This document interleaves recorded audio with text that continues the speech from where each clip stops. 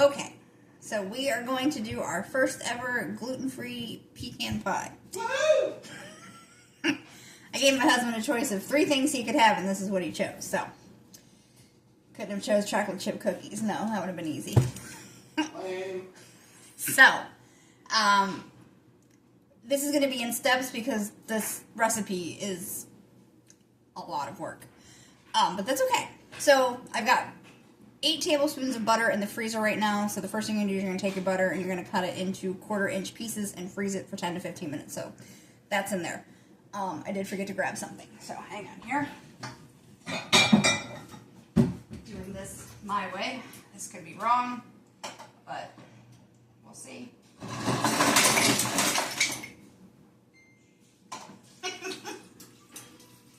Alright, so it says that I'm going to need ice water, and it's 3 tablespoons of ice water, so one goes, well, how do you put ice? So I've just got a cup of ice water.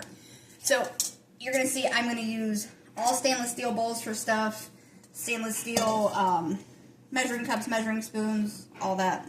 So we don't use plastic in this house. That's a no-no. Butter, by the way, that we're using is Kerrygold butter. None of this is sponsored. So any items I have, nobody's paying me to do this. This is just what I use. In our bowl, we're going to combine ice water, sour cream, and vinegar. So we're going to grab our tablespoon. And we're going to take 3 tablespoons of ice water. I think. I don't know. I just made that up. I don't know how much ice water I need.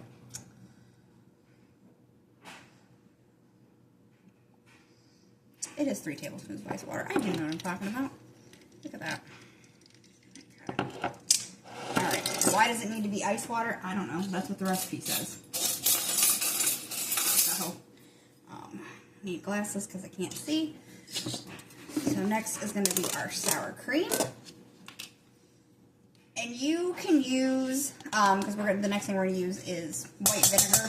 You can also use rice vinegar. I don't have rice vinegar. It's not something I keep on hand, but I always have white vinegar, so that's just the easier thing to use. Using Daisy sour cream. Again, the brand I use, what I like. Alright, so one more. You will need a food processor. You probably don't have to have a food processor. You can probably use something else besides a food processor, but I don't know what you would use in place of a food processor, so don't ask. Research it. I'm sure you can figure it out. So, distilled white vinegar. We need some of this now. Oh. And then we are going to whisk this together.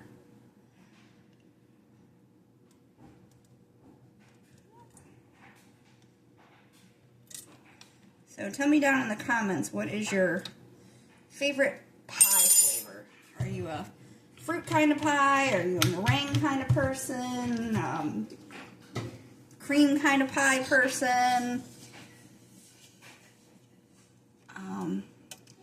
You know, recipes, they just kind of need to lay things out better. Alright, so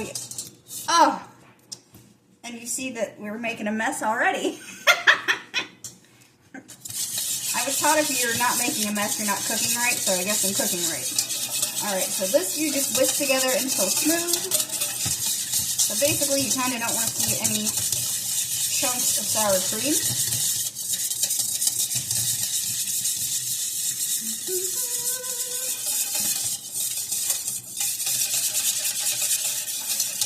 Alright, so now we're going to set that aside. And by side, we're going to go with here. And we're going to put our sour cream back in the fridge real quick. So next we're going to move to our food processor, which is where we're going to do our flour, sugar, and salt. So I've got me a 2-in-1. It's a food processor, but then you can take the food processor off and use it as a blender. This thing is, sheesh, I don't even know how old, but it works great. So I am not going to complain. Alright, so la la la la la.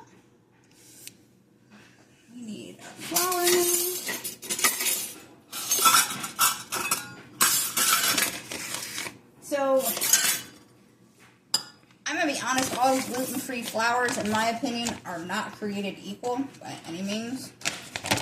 Find one you like. I did. Then I moved to the South. And y'all don't got a Meyer down here. Oh. So, now it is back to the drawing board of trying to find gluten-free flour that I actually like. Right now using King Arthur 1-to-1. It's okay. It's not my favorite. The Big W has their own brand, which isn't bad.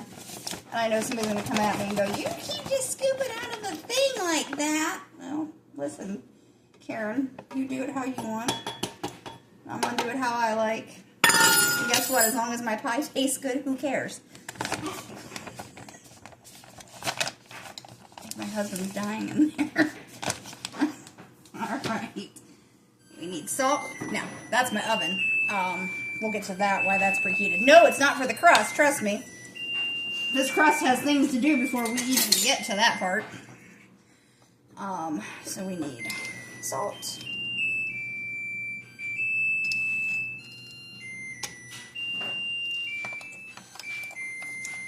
I always wonder why it's like, oh, process it in the food processor. I'm like, couldn't I have just, done a whisk and mixed this all together? But whatever, here we are. We're doing it. A teaspoon of sugar. Now, sugar, I do not use regular white granulated. Okay, oven. Oh, it's my timer. That's why.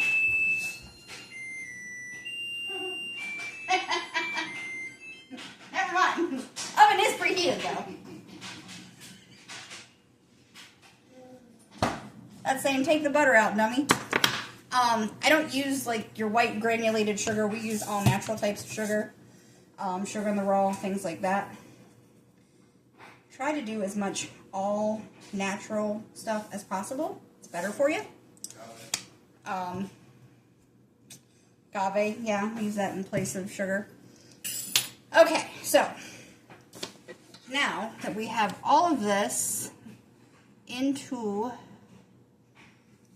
we're going to put it into the food processor and we're going to process until combined. Again, I could have probably just did this with a whisk, but whatever.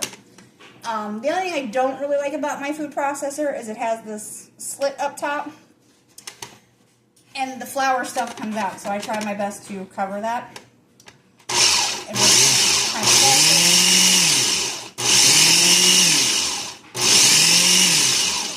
okay, there we go. So that's combined. Now, we're going to scatter the butter on top. Some of these directions are very interesting.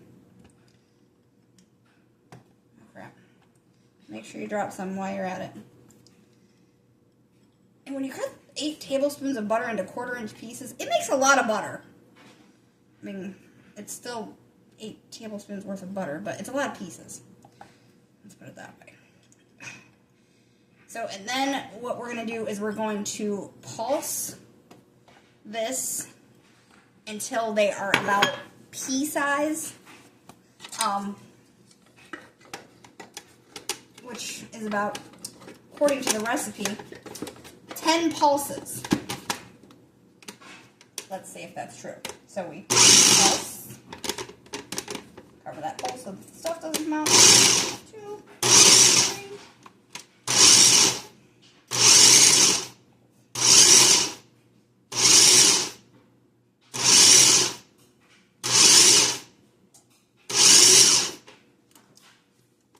Let's see.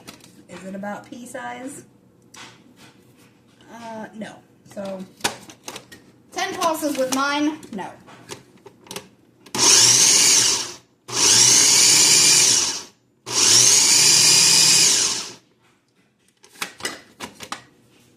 Kind of double check again here.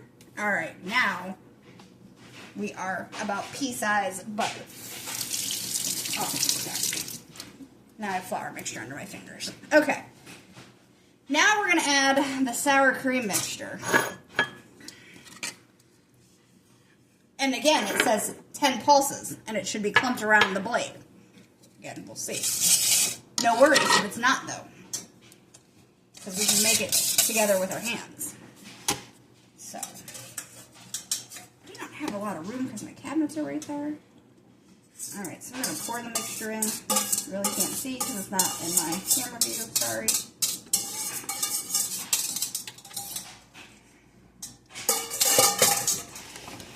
There, this time that's more in your guys' view. There's all kinds of dinging things going off in this house today. Come on. There we go.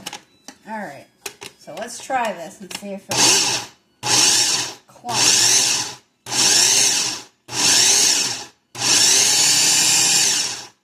Well, I can definitely see it incorporating.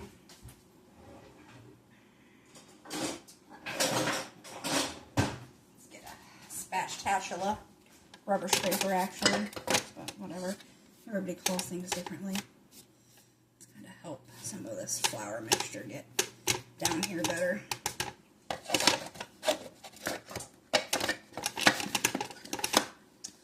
Alright, let's get back to the pulsing.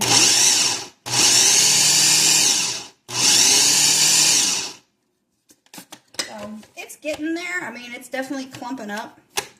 I see what they say about you might have to kind of finish incorporating it with your hands, which is probably what we're going to do here. So let's just give it another couple little pulses and see what happens. Okay. Alright, so what we're going to do now, take this. My recipe just disappeared. That's awesome. Not a problem. Don't you love technology? Yes, I'm a recipe girl. No, I'm not using this out of a book. La, la, la, la. Okay. Alright, so you're going to need yourself some saran wrap, plastic wrap, whatever you want to call it. Don't ask me what happened to the, container that this came in at one point. I don't know.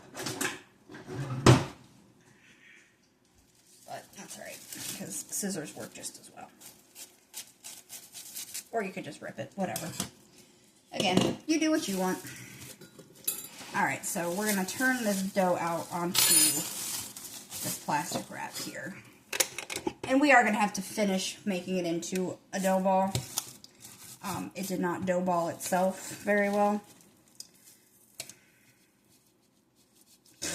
How about I don't think it dough balled itself at all? So, oh yeah, this is so, kind of move it down here so you can kind of see what we're dealing with here.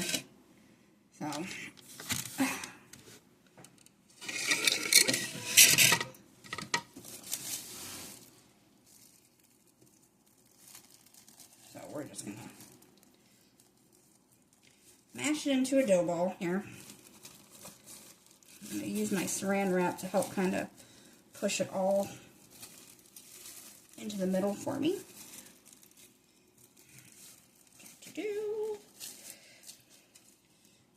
So my oven is preheated for what's going to happen here after we get this into a ball of dough. Is you're going to want to toast your pecans, whatever you call them. I'm going to call them pecan. Ahead of time because you want them to cool. Now, you can use whole pecans and then chop them yourself if you want. What I did was I went ahead and already bought the chopped ones. Okay. So, now that we've kind of got it into a dough ball, we're going to put the plastic wrap over it here, and we're going to kind of flatten it out into a flat disc. Trying to keep it together, though. And we're going to wrap it tightly in this plastic wrap. And this needs to refrigerate for 1 hour before we can do anything with it. So. Alright, so there's our dough ball. So we're going to put this in the fridge. I don't like how it's wrapping. It's not a very tight wrap. I'm just gonna grab some more of my saran wrap and wrap around here. Okay. All right, I like that better. So let's move this back up here. Okay, so I'm gonna put this in the fridge, set the timer so we know when an hour is, because otherwise I will lose track of time. And if it's in there longer than an hour, then I got other crap I gotta do to it.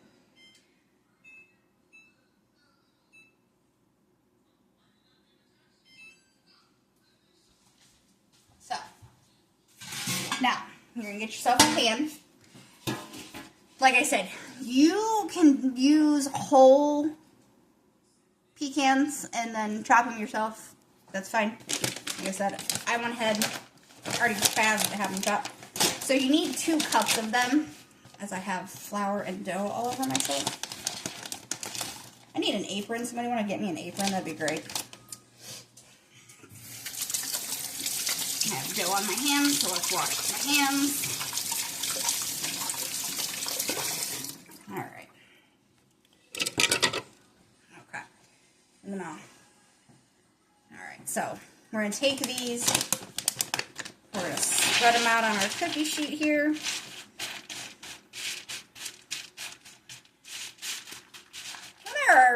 Their choppedness has big and little pieces. So you can kind of see, which is nice. I mean, because if you think about, a good pecan pie, you don't want pulverized pecans by any means. That defeats the purpose of it. You want nice sized pecans. So, we're going to put these in a 350-degree oven for about 5 minutes. Just kind of toast them up.